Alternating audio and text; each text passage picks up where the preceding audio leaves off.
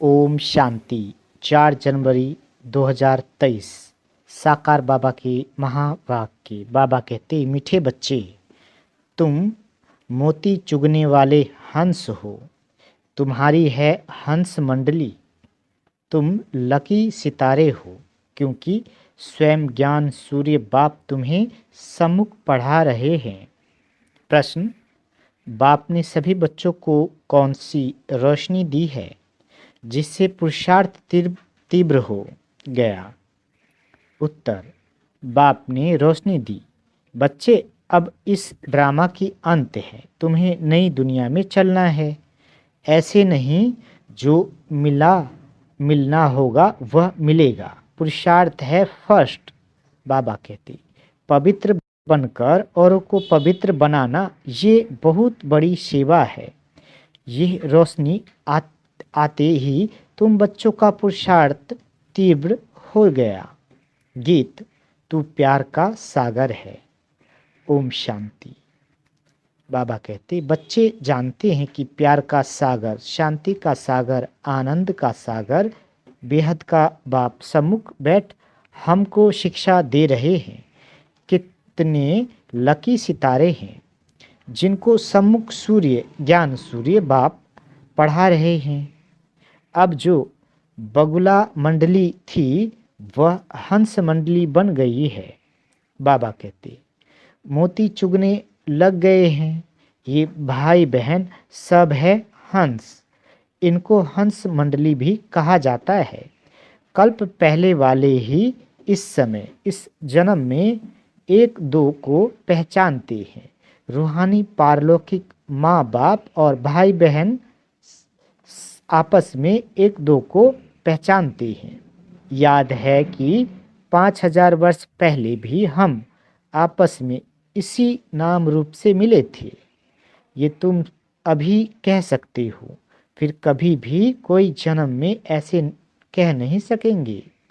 जो भी ब्रह्मा कुमार कुमारियाँ बनते हैं वही एक दो को पहचानेंगे। बाबा, आप भी वही हो, हम आपके बच्चे भी वही हैं। हम भाई बहन फिर से अपने बाप से वर्षा लेते हैं। अभी बाप और बच्चे सम्मुख बैठे हैं, फिर ये नाम रूप आदि सब बदल जाएगा। सतयुग में लक्ष्मी नारायण ऐसे थोड़े ही कहेंगे कि हम वही कल्प पहले वाले लक्ष्मी नारायण हैं। वह प्रजा थोड़े ही कहेंगे कि ये वही कल्प पहले वाले लक्ष्मी नारायण हैं। नहीं, ये सिर्फ इस समय तुम बच्चे ही जानते हो। बाबा कहते, इस समय तुम बहुत कुछ जान जाते हो। पहले तो तुम कुछ नहीं जानते थे। मैं ही कल्प के संगम युगे आकर अपनी पहचान देता हूँ। ये सिर्फ बेहद का बाप ही कह सकती है। नई दुनिया की स्थापना तो पुरानी दुनिया का विनाश भी जरूर होना है चाहिए। बाबा कहते, ये है दोनों का संगम युग। ये बहुत कल्याणकारी युग है। सतयुग को व कलयुग को कल्याणकारी नहीं कहेंगे। तुम्हारा ये अभी का जीवन अमूल्य गाया हुआ है। इसी जीवन में कौड़ी से हीरे जैसा बनना है। तुम बच्चे सच्चे सच्चे सुखदाई खिदमतगार हो। बाबा कहते, तुम बच्चे सच्चे सच्चे खुदाई खिदमतगार हो। ईश्वरीय सेल्वेशन आर्मी हो। ईश्वर आकर माया से तुमको लिबरेट करते हैं। तुम जानते हो कि हमको इन पर्टिकुलर खास और दुनिया को इन जनरल आम माया की जंजीरों से छुड़ाते हैं। ये भी ड्रामा में नूंद है। अब बड़ाई किसको देवें? बाबा कहते, जिसकी एक्टिंग अच्छी होती है उनका ही नाम होता है। तो बड़ाई भी परमपिता परमात्मा को ही दी जाती है। अब धरती पर पाप आत्माओं का बहुत बोझ है। बाबा कहते, सरसों मिसल कितने ढेर मनुष्य हैं। बाप आकर बोझ उतारते हैं। वहाँ तो कुछ लाख ही होते हैं।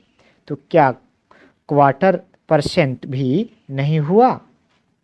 तो इस ड्रामा को भी अच्छी रीति समझना है। परमात्मा को सर्वशक्तिमान कहते हैं, ये भी उनका ड्रामा में पार्ट है। बाप कहते हैं मैं भी ड्रामा में बांधा हुआ हूँ। सदा यदा, बाबा कहते यदा यदा ही धर्मस्य लिखा हुआ है, अब वही धर्म की ग्लानि भी भारत में बरोबर है। मेरी भी ग्लानि करते हैं, देवताओं की भी ग्लानि करते हैं। इसलिए तुम, बाबा कहते इसलिए बहुत पाप आत्मा बन पड़े हैं। ये भी उन्हों को बनना ही है। सतो रजो तमो में आना ही है। तुम इस ड्रामा को समझ गए हो। बुद्धि में चक्र फिरता रहता है। बाप ने आकर रोशनी दी है। अभी इस ड्रामा की अंत है। अब तुम फिर नई दुनिया के लिए पुरुषार्थ करो। ऐसे नहीं जो मिलना होगा वो मिलेगा, नहीं, पुरुषार्थ फर्स्ट। बाबा कहते सारी ताकत पवित्रता में है। पवित्रता की बलिहारी है। देवताएं पवित्र हैं, तब अपवित्र मनुष्य उन्हों के आगे जाकर माथा झुकाते हैं। बाबा कहते सन्यासियों को भी माथा टेकते हैं। मरने के बाद उन्हों का यादगार बनाया जाता है, क्योंकि पवित्र बने हैं। कोई कोई जिस्मानी काम भी बहुत करते हैं, हॉस्पिटल खोलते हैं व कॉलेज बनाते हैं, तो उन्हों का भी नाम लिखना है।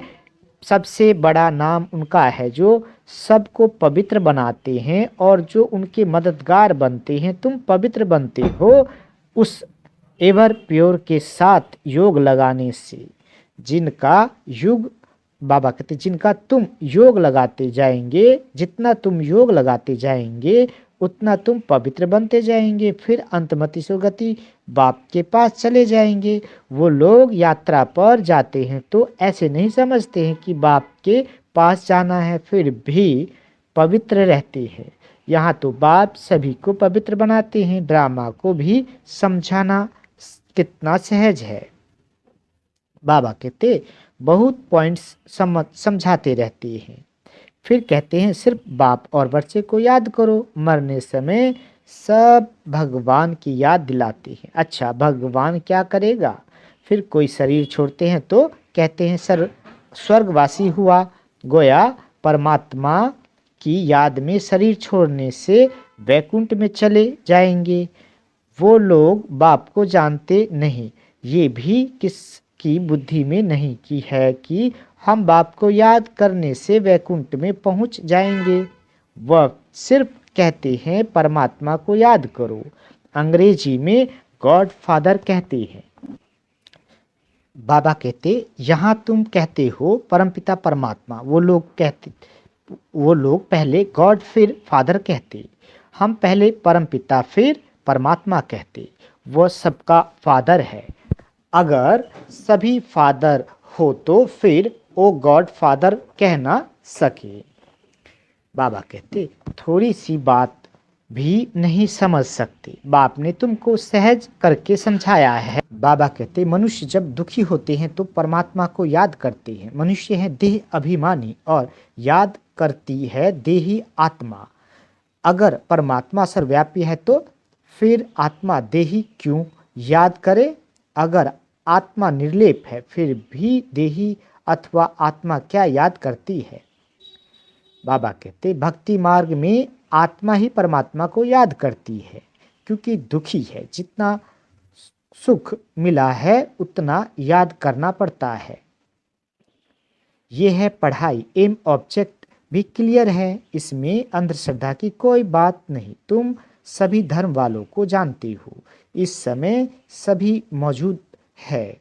अब फिर देवी देवता धर्म की हिस्ट्री रिपीट होनी है। ये कोई नई बात नहीं।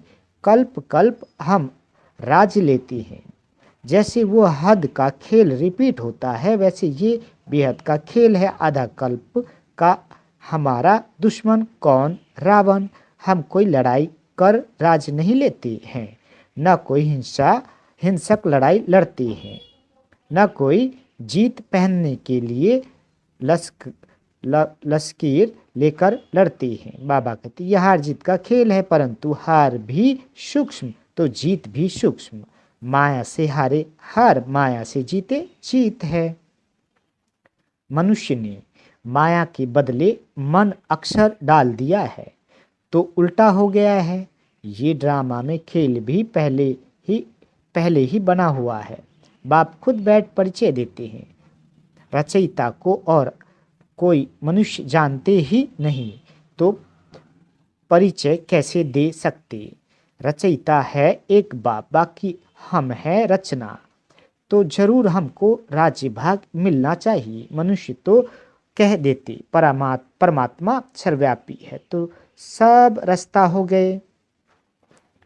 रचना को उड़ा दिया है, कितने पत्थर बुद्धि दुखी हो गए हैं। सिर्फ अपनी महिमा करते हैं कि हम वैष्णव है, गोया हम आधा देवता है समझते हैं, देवताएं मनुष्य थे। वास्तव में वेजिटेरियन का मुख्य अर्थ है अहिंसक परमो धर्म। देवताओं को पक्के वैष्णव कहा जाता है। ऐसे तो अपने को वैष्णव कहलाने वाले बहुत हैं, परंतु लक्ष्मी नारायण के राज्य में वैष्णव संप्रदाय पवित्र भी थे। अब उस वैष्णव संप्रदाय का राज्य कहाँ है? अब तुम ब्राह्मण बने हो, तुम ब्रह्मा कुमार कुमारियाँ हो तो जरूर ब्रह्मा भी होगा, तब तो नाम रखा हुआ है। बाबा कहते शिववंशी प्रजापिता ब्रह्मा की औलाद गाया भी जाता है कि शिव बाबा आया था, उसने ब्राह्मण संप्रदाय रची, जो ब्राह्मण फिर देवता बने। अब तुम शूद्र से ब्राह्मण बने हो तब ब्रह्मा कुमार कुमारी कहलाते हो। विराट रूप के चित्र पर भी समझाना अच्छा है। विष्णु का ही विराट रूप दिखाया है। विष्णु और उसकी राजधानी सनातन ही विराट चक्र में आते हैं। बाबा कहते ये सब बाबा के विचार चलते हैं। तुम भी विचार सागर मंथन की प्रैक्टिस करेंगे तो रात्रि को नींद नहीं आएगी। यही चिंतन चलता रहेगा, सुबह को उठ धंधे आदि में लग जाएंगे। कहते हैं सुबह का साईं, तुम भी किसको बैठ समझाएंगे तो कहेंगे ओहो ये तो हमको मनुष्य से देवता, बेगर से प्रिंस बनाने आए हैं। पहले लौकिक सेवा करनी चाहिए, स्थूल सर्विस बाद में। बाबा कहते शौक चाहिए। खास माताएं बहुत अच्छी रीति सर्विस कर सकती है। माताओं को कोई धिक्कारेंगे नहीं।